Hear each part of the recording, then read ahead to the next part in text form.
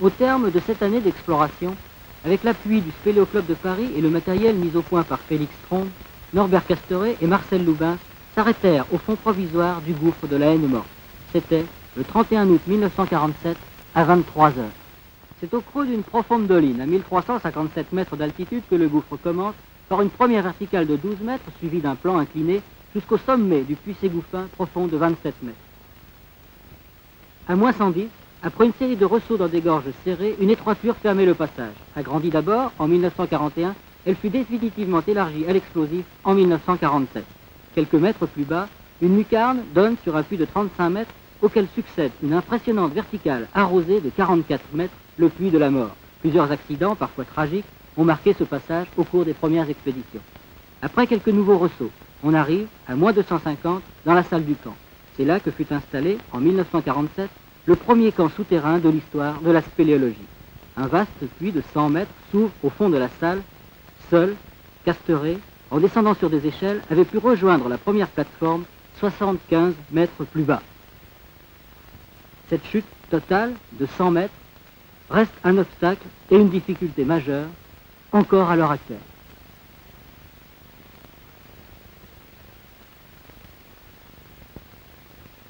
Plus bas, les premiers explorateurs suivirent sans peine la rivière jusqu'au siphon terminal. Et, pendant 24 ans, les cascades glacées de la Haine-Morte font peur, le gouffre est oublié. Des kilomètres de labyrinthe sont découverts, de nouvelles verticales mises bout à bout, des torrents retrouvés et perdus, mais la Haine-Morte garde son mystère, celui de l'origine du terrible courant d'air qui souffle en permanence dans ces galeries.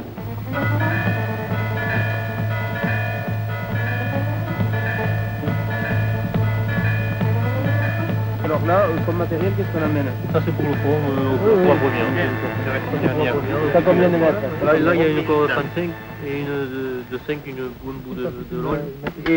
Mais tu en as un autre, tu n'as pas que 35 mètres. Oui, non, bien sûr. Et l'entrée du gouffre, elle est à quelle altitude?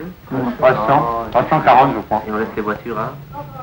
Il n'y a pas beaucoup de dénivelé, non. Non. Si tu veux parler question de dénivelé montagne, il n'y a pas beaucoup de choses. D'accord. Mais c'est raide. Il y a un bon rattache là. Le village d'Arbas, en Haute-Garonne, à l'aube, le 5 août 1978. Deux membres de l'expédition, François Rouskis et Jean-Louis Ségura, ont découvert et franchi la veille une étroiture à l'extrémité des galeries connues. C'est une traversée au-dessus des verticales du Pet d'Az qui a livré à partir de 1977 la suite vers des galeries inconnues. Les falaises de Planck, la fontaine des Hêtres même, la Résurgence, ne sont plus très loin. Jean-Louis Ségura conduit Jean-Paul et Daniel Martinez, Pierre Magardon et Jacques Marion du groupe spéléologique de Provence jusqu'à la Nouvelle Chatière. Henri Agresti, professeur guide à l'ENSA de Chamonix, Jean-Claude Henrich, Henri Zaninetti, Gérard Garnier et Michel Luquet forment l'équipe des caméras de l'aventure et vous proposent de suivre, caméra pendue autour du cou, cette première à la Haine-Morte.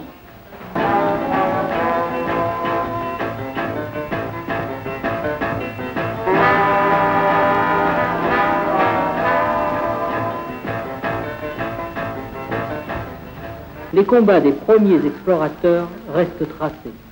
Ils rappellent cette page fascinante de l'histoire de la conquête souterraine, celle de la Haine-Morte.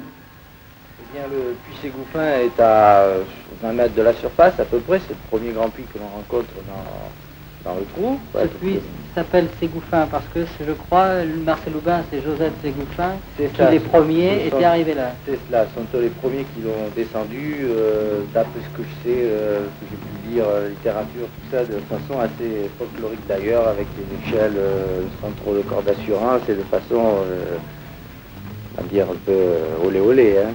Au seuil d'un ressaut de 9 mètres, Marcel Loubin et Joseph Ségouffin avaient arrêté leur première descente en octobre 1940.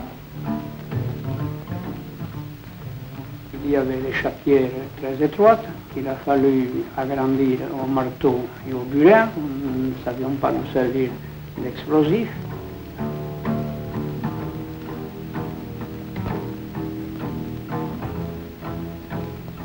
Qu'est-ce qu'il a, Daniel, comme batterie? Il a rien. Ah, qu'est-ce que t'as, toi, une batterie, toi? Moi j'ai une batterie sans projo. Alors, faut On voir, est trois à bien connaître, faut voir Jean-Paul, comment vous avez Daniel les et moi. batteries. Pour définir l'ordre, il faudrait qu'on le garde.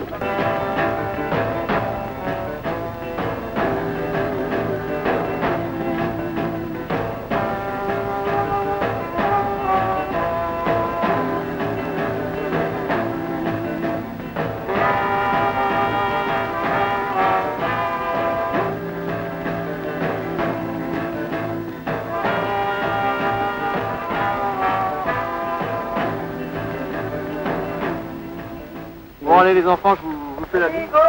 Ah bon, il s'en va là, direct. Il est prêt. Voilà. Il est parti. Il y a une petite fuite sur le côté. Une petite fuite aussi, Ça veut dire quoi ça? Des choses graves?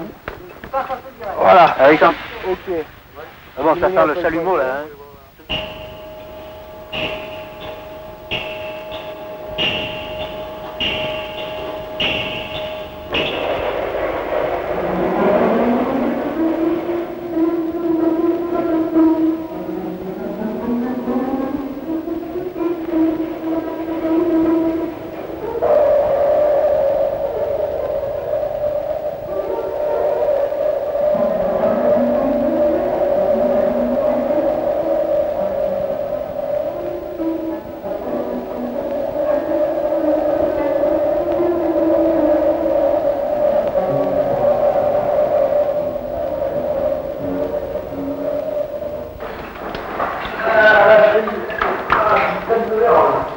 La boîte à lettres, à moins 130, délimite l'orifice du P35. Il est ouvert sur un large couloir où circule un ruisseau. Il est chouette le puits. Oh. Attendez. Je vais mettre le poulet de 50. Putain, j'en ai chié, hein. Oh là là. Ça tire en arrière, hein, puis ça se porter sur les... Jacques Marion, on vient de descendre le puits de 35 mètres, là, où est-ce que l'on est dans la haine morte maintenant? Là, on est à peu près à la côte moins 160. Hein. On est pratiquement en haut du puits de la mort, après le petit méandre. Et ce puits de la mort, pourquoi est-ce qu'on l'appelle le puits de la mort? Ça vient de l'accident qui est survenu en 1943 à Guy Morel et Marcel Loubens. En 1942, si mes souvenirs sont précis, nous avons eu un double accident de Marcel Loubens, qui même le premier de venir, qui a reçu un éclat de roche qui tombait d'un puits de 42 mètres. Cet éclat de roche l'a frappé à l'arrière du casque, à l'épaule. Il a eu une fracture de l'omoplate et de côte. Et puis un deuxième équipier, Claude Morel, a trouvé le moyen de tomber dans un petit escarpement. Il est tombé de quelques mètres, il s'est fracturé le bras. Et ça a été la fin de nos tentatives dans le gouffre de la haine morte. Comment elle s'appelle cette salle ici? Salle du camp.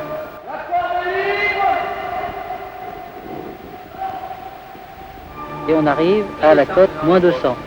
Alors, il ne reste plus que quelques petits rosseaux, principalement un rosseau de 7 mètres où Morel justement était tombé, était blessé en 43. Et après un puits de 15 mètres qui débute dans la grande salle où il y a bivouaqué avant l'expédition de 1947. Cette plateforme de quelques dizaines de mètres carrés, suspendue au bord du vide, noyée dans les embruns, était le centre stratégique de l'expédition 1947. Un bivouac à moins de 150 mètres. Ça nous paraissait fabuleux, ça nous paraissait absolument irréalisable. On a dressé deux tentes. En plus, il avait construit un treuil, une sorte d'engin de cage d'ascenseur très rudimentaire, mais enfin suffisante. Il y avait 5 ou 6 tentes, je crois. Hein. Il restait combien de jours alors? Il y en avait là. Ils étaient éparpillés, ouais. Une armée alors? Oui, ils étaient toute armée. Il y avait l'armée d'ailleurs qui les aidait. Autrefois, le matériel encombrant et compliqué conçu pour descendre sous la cascade avait amené bien des difficultés. Ça présente de gros risques parce qu'à la remontée, ils ont eu pas mal de pépins et à un moment donné, on craignait de ne pas pouvoir leur remonter et ça se coince. Ça se coince pas, mais enfin, il y a un frottement tel que le treuil a beaucoup de peine à... Ah bon, je ne savais pas, on a eu beaucoup de mal à remonter les hommes du fond du puits. Avec le poids de la cascade en plus, le volume d'eau tombant sur le chapeau chinois freinait terriblement. Une vertigineuse traversée au bord du grand puits permet aujourd'hui d'atteindre une zone éloignée du port.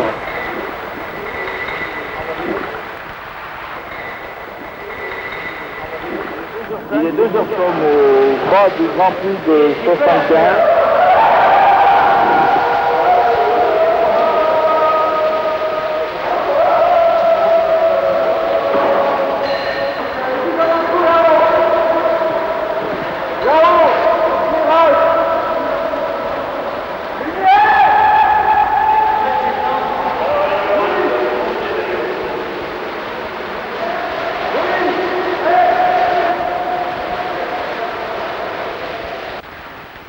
Pas du tout.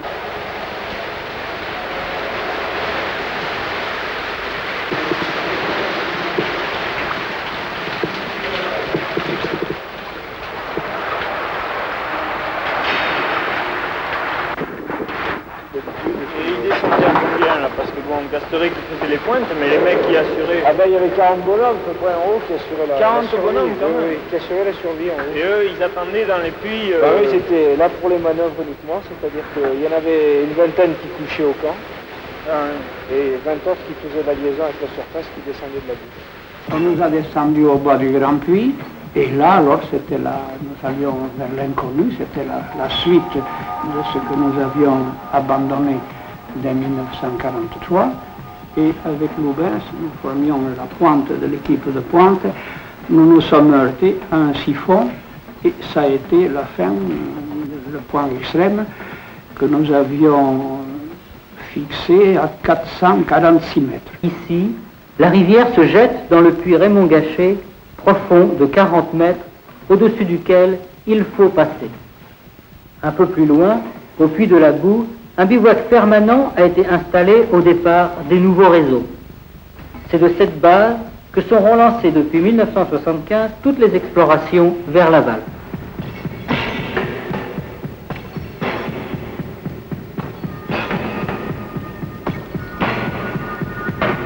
Les équipes descendantes sont chargées de la corvée d'eau qui manque au voisinage immédiat du camp.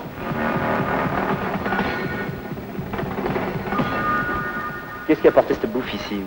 Qui a été descendu par une équipe qui est venue avant nous, qui en a profité pour faire une pointe dans le gouffre, et puis un restant qui datait du camp souterrain qu'on a fait cet été-là. Ça va, pas trop froid? Qu'est-ce que tu es en train de boire là? Ovomaltine. Ovomaltine, ça réchauffe bien après. Mais alors on dort comment là maintenant? Quand on va avoir bouffé, on dort comment? On se met dans la boue ou bien... C'est pas plat, hein? Ah non, mais il y a les hamacs, alors il va falloir planter des spides pour installer les hamacs. Bon, ceux qui n'ont pas de hamac dormiront, moi par exemple, j'ai mis un matelas pneumatique, ce qui fait que bon, ben, les irrégularités du sol, ben, ça va passer, quoi. Hein. Mais les autres, on est 11, hein. Il y a deux places. Mais tu sais, il vaut mieux se serrer, hein, puisque c'est pas très chaud. Et... étage, avec des hamacs dans tous les sens. Mais il y en a que puis 4, les autres de hamacs. 3 ou 4. Dessous, hein. Il y a un peu de merde, on mettra les couvertures survie sur la boue, et puis on dormira dessus, tu sais, ça sera pas la première. Dans la boue? Ouais. Bon, ouais, ça sera pas la première. Ah bon, alors il n'y avait pas intérêt à tomber là-dedans, non? Parce que on va dormir dans la boue. Le problème, ça sera pour monter dans les hamacs, là, j'ai l'impression qu'il y a des gens inexpérimentés, sauf Henri, là-bas. Mais toi, ça te change par rapport à la montagne, parce que la montagne, t'as pas de boue, t'as pas des Ouais, conditions mais pareilles.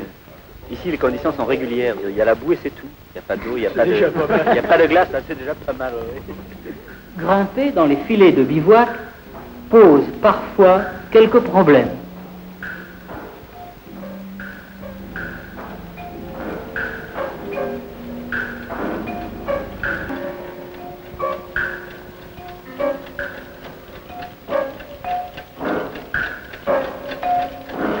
Alors là, on va faire une petite descente dans les galeries. De toute façon, l'équipe qui rentrait cette nuit, là, ils ont été au-dessus des puits du Pet d'Az, ils ont trouvé des belles galeries qui risquent de faire la jonction avec le Trombe. Alors, je pense qu'il faudrait qu'on aille jeter un petit coup d'œil. Hein. Voilà, ça va là. Il y a besoin du descendeur? Eh ben oui, parce qu'il y a deux petits puits, un de 4 mètres. Et après, ça file ou bien c'est Ah ben non, c'est vers l'ancien fond. Sur la voie, il y a 6 mètres. Oui. Alors, on peut circuler si tu veux.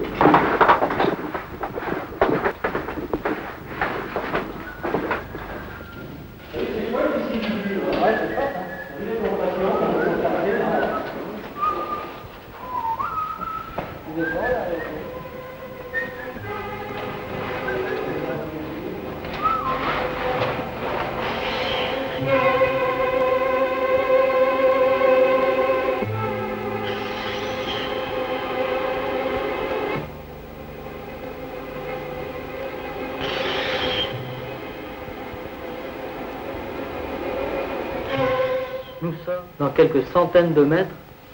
L'équipe va passer au-dessus du P40 sous une douche abondante dans un couloir bourré de monte milch, c'est-à-dire de calcite en décomposition très glissant. Plus loin, ce sera le passage au-dessus des verticales du Pet d'Az et la jonction avec le nouveau réseau.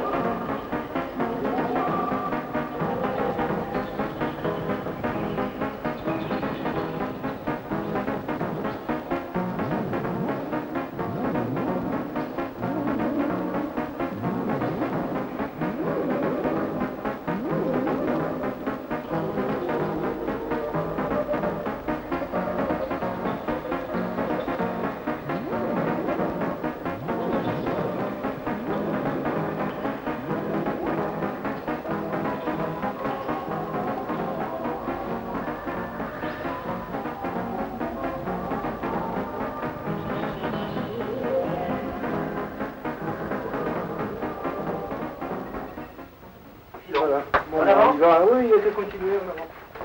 Merde, ça tient pas. Ça va faire assez grand, ne les servons pas là. Oui.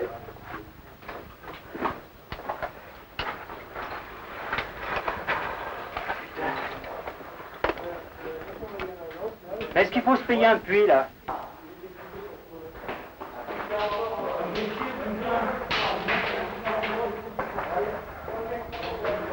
Bon, alors il est 7h moins 5 et nous sommes à hauteur du passage qui a été peu découvert par le Spéléo Club du Comminges hier.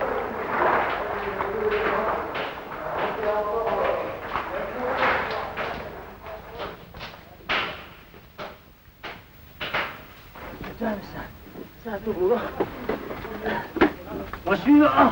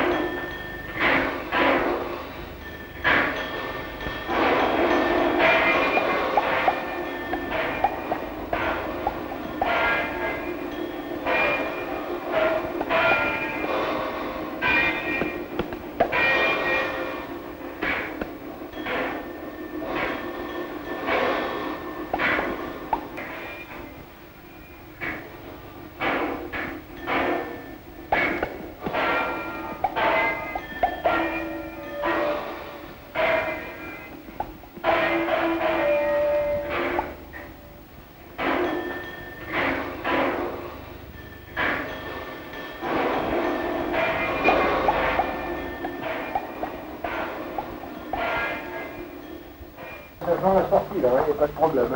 Pas de problème, le mec ça va pas là. Ah oui, Non, pas c'est des manches, là, de fond. Ça fait combien de temps depuis 41 que Louvain s'est initié dans le groupe? Ça fait quand même une longue chaîne de stéréo. Comment il est le voyou, Daniel? À souhait? Éloigne! Eh, attends-moi un petit peu, hein, 30 secondes s'il te plaît. Dieu. Faut passer la tête la première ou les pieds en avant? La tête. Putain, ce geste, nom de Dieu. Oh là là. Oh, c'est bon, mais... Et ben voilà.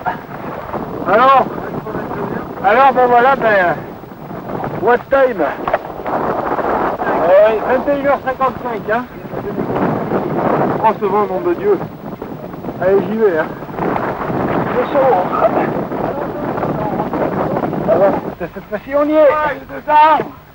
On y est. Ça y est, on est dehors. Oh, c'est bon, mais